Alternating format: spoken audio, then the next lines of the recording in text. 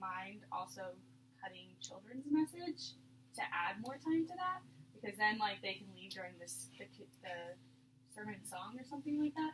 So, because I mean, if the kids are going to Sunday school anyways, you know, the point, what I try with my children's messages is I try to kind of do something very childlike of what Pastor Pete's talking about, so they kind of are learning what their parents are learning. But if they're just going to go to Sunday school, we can definitely cut that 2 to 5 minutes that I use for Sunday school. And then I think we typically have, I think we typically have like a sermon song.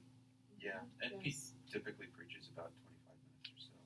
Yeah, so that would give us about a half hour or so of Sunday school, if that's something that would. So what if you kind of merged the two and had the children's Sunday school time, but not really Sunday school? So it's maybe all of the kids that are there that day, no matter what age group, and do something that's related to that sermon or whatever. But it's that half an hour period of time, and if you need to, I think it would be really have to be flexible depending on the number of kids that are there. If you split them in half, little ones or big ones, or have some of the big ones teach something to the little ones that day, but then still have Sunday school. But that's just geared to specifically like to whatever the sermon is or whatever even the Sunday school lesson is. But then the Sunday school time could be more flexible in what they would do, whether they would maybe still have Sunday school, but could be maybe some of the kids would be doing a service project or something. Because Sunday school isn't really that long in a way, but it could be more active stuff. I mean, they could be moving more. Yeah. I don't know if that's something. Yeah. Because that way, I think to have Sunday school in just a half an hour, it just means more sitting for the kids, doesn't it? Yeah. I mean, but they're sitting in church, too. Okay, so we've talked about this before. First Lutheran's been doing it for years because I did it that way with them. Okay. Because we had low attendance of kids. So we could even have one of the Sunday school teachers, like Sarah, come or whatever, and talk to people if you want to see how that works. And I can talk to her and I can give her, I'll find out what the update is. But generally, like, for the kids to sit in Sunday school for part of the sermon and do Sunday school again, that'd be a lot for the teachers, I think. I mean, if you're going to try to make, or what you can do is do this Sunday school during church service, come back for communion, and then if somebody wanted to stay, somebody could be available. During church, like a craft or something. Yeah, and that would be like an extension of if somebody had to stay because their parents wanted to go to the Bible class. But, you know, it seems to have worked for Faith, and I don't know how many kids there are. I'd have to talk to Sarah Donna, because I did that with her for years. So you're saying having Sunday school having a children's thing seems to work. During the service. Okay. And then come back for communion. Well, I'm just curious, because we heard the example today with the boy that had Boy Scout. But what is actually the percentage of people who are coming from worship and then not attending? That's a good question. Because to your point, there's activities after church that we could go to, then children's church or Sunday school during worship would work, and you increase the attendance. But to your point, you were gone last weekend. It wouldn't have mattered when Sunday school was, right? And I feel like when we're gone, there's something that's right. And I'm thinking I was gone actually last 3 weeks, so I was sick one weekend. I didn't wake up one day. Now, I probably could have come to Sunday school, but I didn't feel like since we missed worship that I would bring Connor, but I suppose I could have, right? If so if you're going to be gone, you're gone, so it doesn't matter. That's true. Yeah. So we have some things you don't know about till the last minute, because when Daniel played soccer, like if they won the game on Saturdays, you have to go on Sunday, and you don't know until we won. We'll be back tomorrow all day, you know. Yeah. So there are some things like that you can't really plan ahead for. Yeah. So it feels like, I don't know that we have any numbers. It feels like there are a fair number of kids that are here during church that aren't here during the Sunday school. But you know what? As a teacher who sort of says, hey, wait, I prepped a lesson and no one showed, maybe I'm only noticing that, right? And I'm not noticing that, oh no, that family just wasn't even here this week, like they're on vacation or somebody's sick or something. It does sort of feel like there's a few of them, though, that, like, well, wait, I saw him. Where did he go? Right. Well, I think if that's true, then it makes sense to do the adjustment and try to do it during worship, and then I would probably say you do one or the other, and you don't worry about the after. And if there is a consensus of families that want to do Bible study or choir or something, then maybe one of those parents rotates with that group of kids, and right, it can kind of be, because it could be just as simple as like almost like a daycare kind of thing, like right. Just, run around, play. We could have like I don't know, Play-Doh and stuff out. Just kind of, or the older kids like Daniel, if you guys wanted to stay for Bible study, I would not be objecting him sitting there playing his DS or whatever he has, because he's already participated in Sunday school, so it's just kind of like a free time after church while parents are getting their feed. Because that's one thing I don't want to take away from parents. I want you guys to be spiritually fed too, because you're not doing much good for your kids if you're not spiritually fed. Because a lot of the faith formation is done at home, because you guys see them every single day. We see them once or twice a week. So that I don't want to take away that time for you guys to be spiritually fed as well. So and if Pastor Pete's his lessons aren't appealing to you, or we need to have parent circle more often for you guys. Like if just whatever's going on isn't appealing to you and you feel like you need something different, please let me know, because I want you guys to be spiritually fed. I don't want you guys don't be to, shy about that at all, because I think the high school class, what we're doing down there is a great example of that, where I feel like it's working and I'm liking it, and I'm not entirely aware that not everybody's liking that. And if someone's not coming, maybe I assume that it's because they're busy. It's not because they don't like that. Yeah. So what's So goes it's on good in the to high get school that. class? It's good to get that feedback. What happens in the high school class? We've tried a few different things. So the Messiah thing, we kind of joined. We were going to do it separately, and then when Pete What and does I that found we mean? were 'Cause I teaching. don't- Oh. All right, sorry. So Is that like some canned lesson program? it's not as canned as I wish it was. Those take a lot of time to prep. So right before Christmas, with the Sunday school teachers had a meeting, and I think Marissa, you had found this Messiah. Oh no, curriculum. it was Jim. Jim found it. Oh, okay. It's So Jim announced. found it, and it's a Kerygma Bible study class. It's geared towards adult 2-hour Bible studies, and what it does is we're walking through Handel's Messiah, and each of those pieces is taken straight out of Scripture. And what we do is we have a Bible study where the class is, okay, we're going to listen to these 4 pieces of music, and then there's Bible study around the Scripture that feeds that. And so we have some Bible study, and then Pete is very musically inclined, so he's able to say, okay, listen to the music, and can you hear what's going on here and here? So it's kind of a combination of Bible study and enjoying the music. So is that a year's worth of material? No, it's not. That's just, It feels like it. Great, thank Uh, so I It guess was designed to do Lent or Advent and Lent, and then for the other normal classes, we do a mix of skit guys. We have tried some other curricula that are kind of the lessons that I like are the lessons for the high schoolers that are geared around not so much Bible stories, but what do I do with this faith? So my friends are talking to me about this. How do I, as a Christian, respond to that? Or we did one. Our community is talking a lot about gay marriage. Well, let's talk as Christians about what that means. How do we love our neighbor?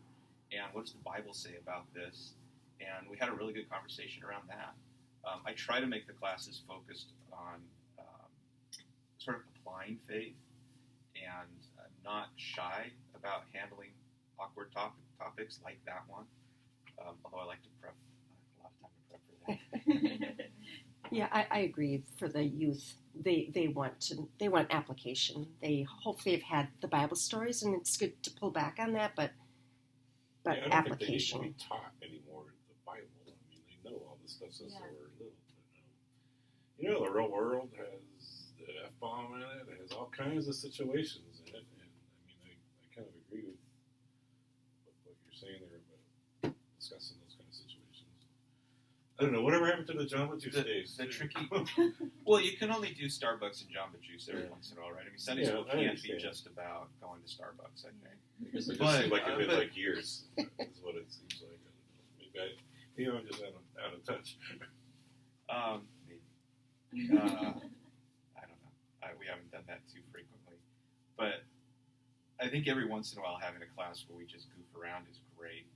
But I don't think we can do that every week. The tricky part we have with the high school, with I think all of the youth classes, is that it's hard to find good curriculum. So getting curriculum that is geared towards, especially I find for the high schoolers, because that's what I'm focused on, finding something that is young enough for them that they kind of enjoy it, but is deep enough that they can actually take something away from it is tricky. And finding something that doesn't take 4 hours to prep for every week, because that happens, is even trickier. So you can write your own, but then you have no family life, and I'm reluctant to do that, to be honest. So I guess I would hope the idea is that the kids would have a good solid foundation, so when they get into the junior high school, that you're not teaching the Bible stories or doing that, but it's that foundation and your example of somebody in confirmation not knowing some basic things. So I really do believe in that strong foundation of the Bible, and I think it really has to come first from parents. And again, you're probably preaching to the choir here, but it's the parents' commitment to having kids come to Sunday school. But it's really difficult in a church this small because you have volunteers that. And there's no kids that show up and they put in a lot of work, I think that's the hard thing, that it's a small church. But I don't think you should go away from that foundational information, and have that there. Yeah. And somehow too, it has to be somehow reaching the needs of the parents. So like I think maybe the parent circle is helping a few parents feeling like they have, but I don't know what else is missing that our church could reach out to, so that the parents feel like they're also connecting, because they're, if they don't feel connected, they will easily say if their kid doesn't want to go, right? You won't. But it's challenging. I think it's really even more challenging when my kids were little, because there's so many other commitments and other things going on. What I started to do about a year or so ago was I email all of my Sunday school parents. Oh, that's excellent. And let them know what we're going to study in class, and sort of give a little bit of background even to the parents. And then, just what's coming up. What I tried to do with my kids at the little age, take a look at the colors at church. What's the color pastor's stole that pastor is wearing? What season are we in church? And I haven't been there for a while now, and the stories I think are great. There were some stories on some of the publications we used from Concordia. Some of the stories are really hard to teach to little kids, like infidelity and things like that. And it's like, okay, I don't want to do this one, So there's never any perfect curriculum, but this is for preschoolers, and they're putting a story in there. I'm going, what am I going to tell them? That's a really hard thing to say. So I know that's how we kind of went off of the curriculum to go into different venues, if you will, where Marissa spent a whole bunch of time coming up with a series of classes that we could teach stories or whatever to the kids. So we've been thinking all year round constantly on how we can best serve the kids and bring them in to the Sunday school and have them participate more. Unfortunately, like everybody speaks to, is there's a lot of activities after the church that people are involved. Sports. Now, when I was a kid, I can tell you, there were no sports on Sundays, but that was then, this is now. And you want your kids to be well-rounded in everything. And church is important. It was to me, and I remember the stories and things like that, but it always is really good. For the little kids, it's going to be different than, of course, what Evan is teaching. So I'm good with stories. Maybe we just decide that this is story, that story. I tried to put in, I had the kids once or twice dress in the clothes we had. I had them in the box when we did the fishing boats where there was a big storm, and they just go they have a blast. They like to be interactive and stuff. So, and sometimes you can't always be that way, but we try. Everybody here tries a different kind of a thing in order to engage your kids and have them remember the stories, or the Lord's Prayer, or I was going to start the Apostles' Creed, but I've been gone for a while, so you have to forgive me on some of this stuff. And yes, it is very sad when you come prepared to church for Sunday school, there are no kids. And that's the really sad part, because you go, well, what did I do?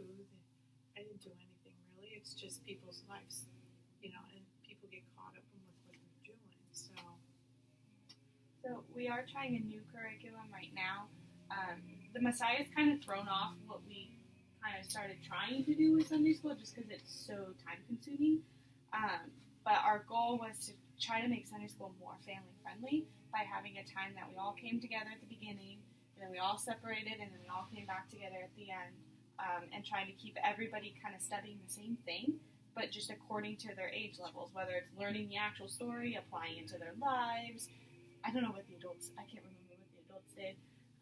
So did you guys like that as families? It gave you more, because I felt like I wanted to prep you to be able to leave and like have conversations with your kids, like, oh, we talked about John the Baptist today, and blah, blah, blah, just giving you more to go home with. So if that was something that was appealing to you, well, I guess if we go to children's church, that would kind of be missed. But any comments on that? I think the concept was beautiful, and I don't know that we actually actualized that, but maybe once or twice, like really intact, coming back and doing prayers and walking away with your prayer cards, right? Like that was another bridge to take home. And I can say Connor appreciated, right, because he wanted to draw and write his own card, and then he wanted to pick his, and so that was like the ending. But at participating in the parents groups, I feel like we did something, like we did, the parents, the adults weren't aligned with. Yeah. So, and part of that entirely. was Todd and Jen had found something that they really liked to follow, and I felt like God was leading them in that direction, and that was what the parents needed at the time. So, the parent circle was kind of doing their own thing. Sorry, I meant when we were with Pastor. I was going to say, actually, the parents group is probably my favorite part of any of it. Would the parents group be something you guys want weekly? Because I know Todd and Jen can only commit about every other week to it. So if that's something that is really fulfilling to you guys, I could definitely try to find someone that maybe Todd and Jen trade off on so that it's happening weekly. Would that be something that you guys want weekly?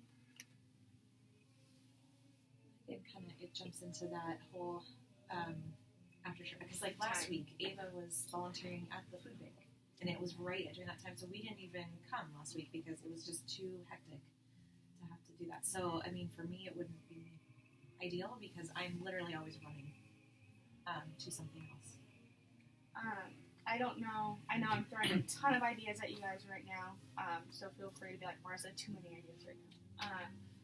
North Creek does something on Wednesday nights where the whole family comes, and there's different things going on for all the different age groups. So, like, I know they have, like, a marriage thing for adults. They have kids programs going on, so that the whole family can come. It's something that they all come to, but they're all getting fed in different ways. Would something like that be more appealing on, like, a weeknight? I know weeknights are crazy for everyone.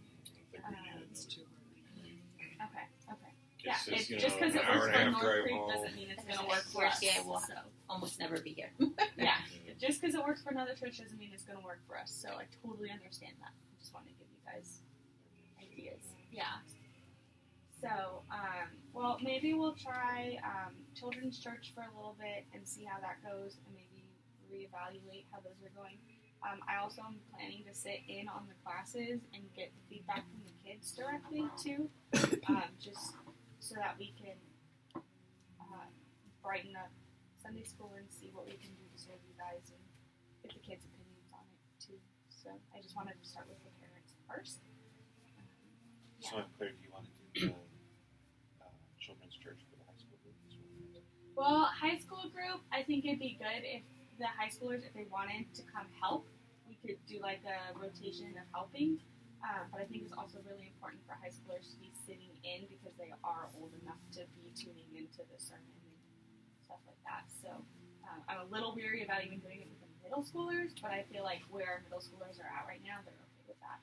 So maybe we can do a rotation of high schoolers helping, and then we'll still have high school, Sunday school. And also for, I don't know how Evan feels about this, but for high schoolers, you know, we have high school youth group and we have Sunday school. So typically our youth group is more activity based, not very like Sunday school based because they have Sunday school.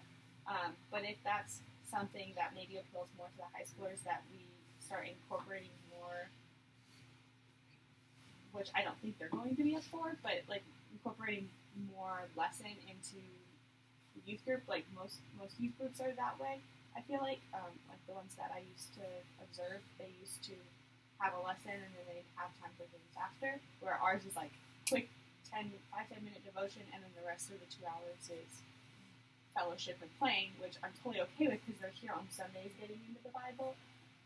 But if that would work for families, you know, if we're doing children's church and only the high schoolers are staying after church, I understand that's hard for our like the Sigranis, they have one high schooler, one middle schooler, and one elementary kid. So that would be a little hard for them. So if we wanted high school to be youth group to be more Sunday school youth group combined, we could do that in place of Sunday school for the high schoolers.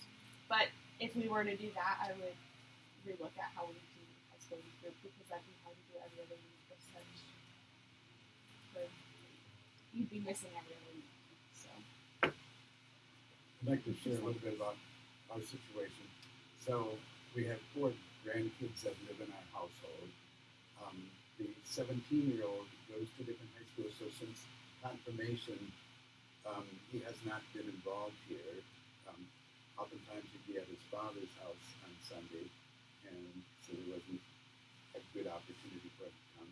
But now he's kind of distant from church. We have a 9-year-old boy who enjoyed Vacation Bible School, I think, but doesn't want to come to Sunday school. We use the opportunity of the Christmas program to get the 4-year-old who just turned 5-year-old boy and the 7-year-old girl to come to Sunday school. And they literally want to come to Sunday school. They ask, when is Sunday school? Or when is Sunday? So I don't know how long it will last. But and I don't know for sure what the big attraction is, other than during church they're asking, I'm hungry, when are the donuts? Yeah. So the donuts are attractive. But I think probably just the personal attention from the teacher is a big factor in why they are delighted. Because both parents work, and even when the father's home, frequently he's on video or something or other, even though he loves him and he's a good father in general. But the father has really no church background or interest. But they're accommodating now because the kids, that's what the kids want to do, the 2 youngest ones. So they don't even gripe about church. The coming forward for the children and for communion, I think, is kind of a delightful thing. So, again, maybe 3 months from now it'll be a different story. But Children I was going to say, Connor likes coming too, so to your original point, it's not about content. He's loved being in class. It's really just whether we're here or not, or something's come up. He knows the stories too. Was I know the story? I know the story. Just ask him, he'll tell you. I have the Bible at home, and we've read it.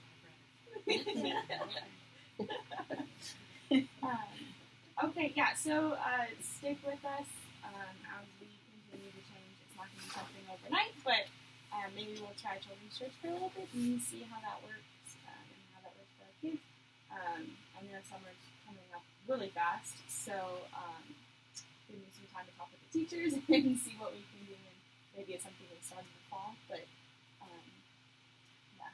Has there been any recent survey or door to door of the area in the neighborhood or whatever to get additional children? Well, I felt like before we started really, because I mean, it's not like a for sure thing, but there's a huge opportunity with starting a preschool that we'll be getting families that way, and they'll have kids other than preschool age. And before we really started diving into the community, because I think that's something we can do, I wanted to get us here at home figured out first and solid, because if we're not solid, then when people come, they're going to be like, this place is a mess, there's no kids here, this church is dying, I'm going to go find another vibrant church. So that's why I haven't been reaching out a lot into community unless it's for like a huge event like Kids Night or something like that, because I want us to have a solid understanding of who we are as faith and how we're serving our kids here, so that when we start bringing kids in from the community, we can serve them better.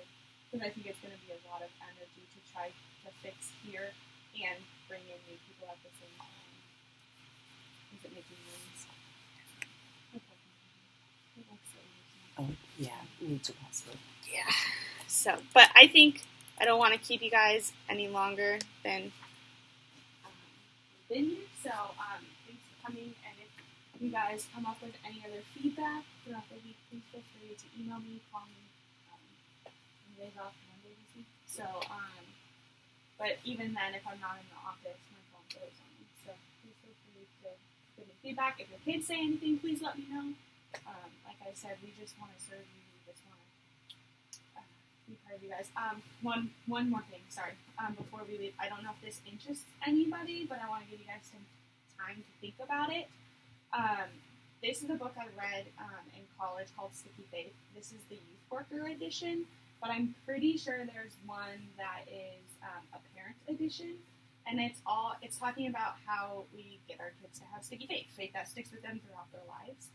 And it's not something really like Sunday school related, but if it's something that you guys as parents are interested in and want to do like a small book club or something like that, please let me know, because I would be more than happy to get that started and order some books for that. So just take some time to think about that, and if you're interested, we can find a time that works for everybody. I know weeknights are crazy, so maybe it's something Parent Circle does or something like that. So it was really good. It was very educational, and the fact that they had us read it as DCEs, I think, says a lot. So take some time to think about it, and I'll ask you guys in a couple weeks if that's something that interests you. So, and you can check it out by YouTube.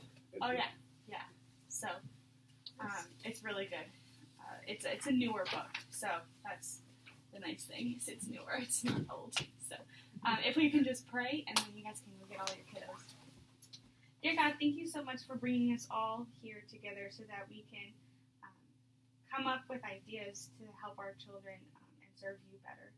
Please be with us as we continue on in this week and everything that we have in our crazy busy lives, and that the week goes smoothly.